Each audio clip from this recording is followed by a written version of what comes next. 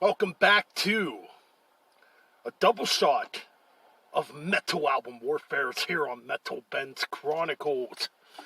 And we are coming at you with episode number 3. I didn't number these episodes. I figured, what?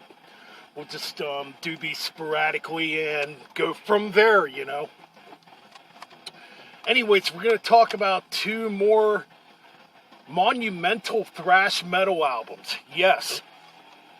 And I would say at this point, this would be the band's 2 most mature albums, because they would change direction a little bit on these albums. It wouldn't be like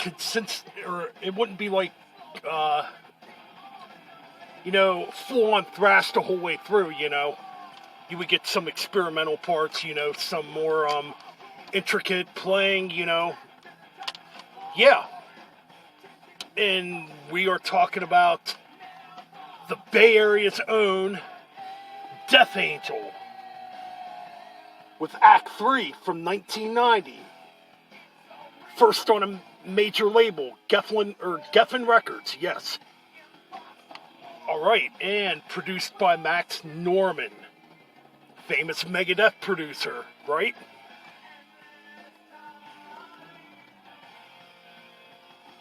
Anyway, and we got Anthrax's 1990 album, Persistence of Time. Oh man, yes, New York's own Anthrax. What more could be said about Anthrax? One of the big 4 of thrash metal, right? So yeah, let's get on with these track-by-track analysis here. Alright, we'll start off with Death Angel. Now, a little backstory about this album. Originally, I did not like this album. Yes, when I first got this back in, I believe it was 96, I found it on cassette tape. And, I loved the ultra-violence, I loved Frolic Through the Park, right? But when I first heard Act 3, I did not like it. I'm like, the first track was cool, but after that, it's like, yeah, it kind of lost me. I thought the album was too melodic. And, there was too many funk elements on the album.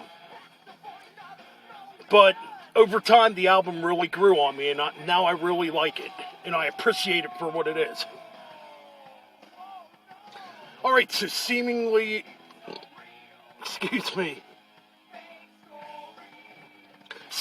endless times begins the record.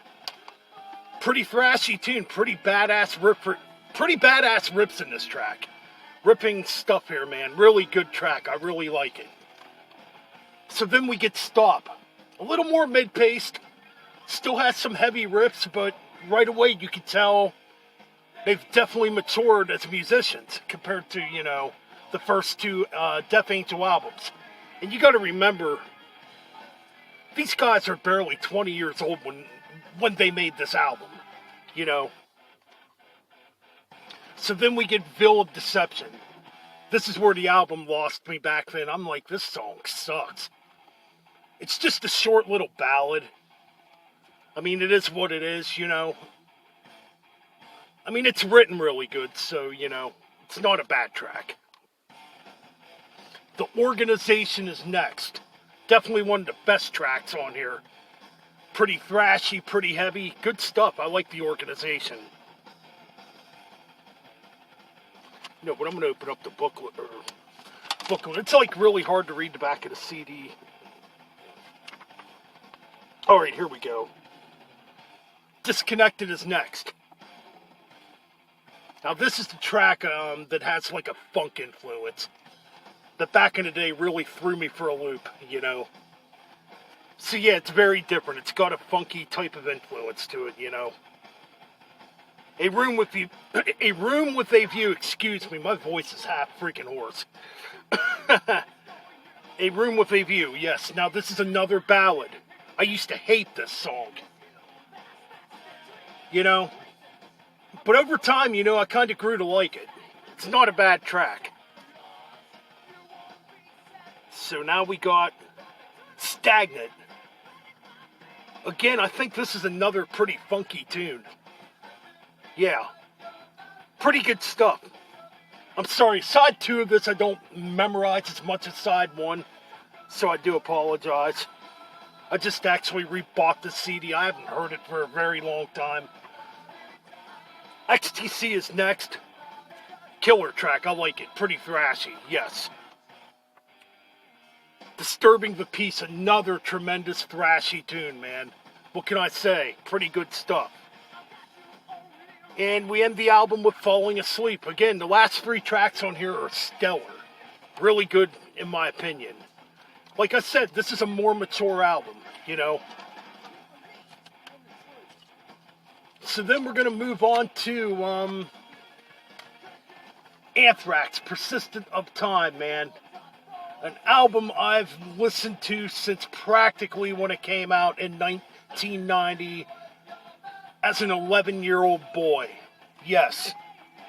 This album's freaking killer. So we got Time to open up the album. Man, this song is so fucking killer. Holy shit. It's thrashy, you know. Tremendous drumming by Charlie Benatti. And really cool rhythm guitar work by Scott And. And Dan Spitz does a pretty cool solo break, you know. Just great stuff. Then we get into Blood again, you know. Here you can tell Anthrax is being more serious on this record compared to State of Euphoria and Among the Living, where they wrote, you know, about Judge Dredd and did some, you know, humorous type of stuff, you know, to put it that way, you know. But Blood is the next track. Oh man, what a tremendous track. Heavy track. Pretty thrashy, yeah. And we go into Keep It in the Family. Which, wow. Definitely tuned down. It's in like drop D tuning. Really heavy riffs by Scott And. Some of the best freaking riffs he's written. Really heavy. Here you could definitely tell the difference. Just a really slow, mid-paced, really heavy track. Really good. In My World is next. It's got like a punky vibe to it, you know. I mean, yeah. Yeah, I'd say it's got more of a punky vibe to it. It's a pretty good track.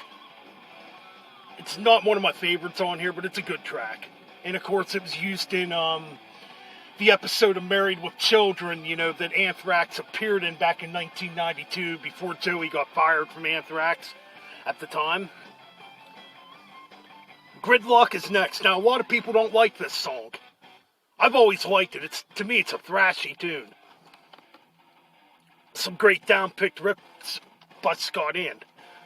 I enjoy it. Great double bass drumming by Charlie Benatti. I like it. Flipping it over, man. Now we get experimental and a bit of progressive, man. Intro to Reality, a short little instrumental, man. Really really melodic sounding. Great bass work by freaking Frank Bello.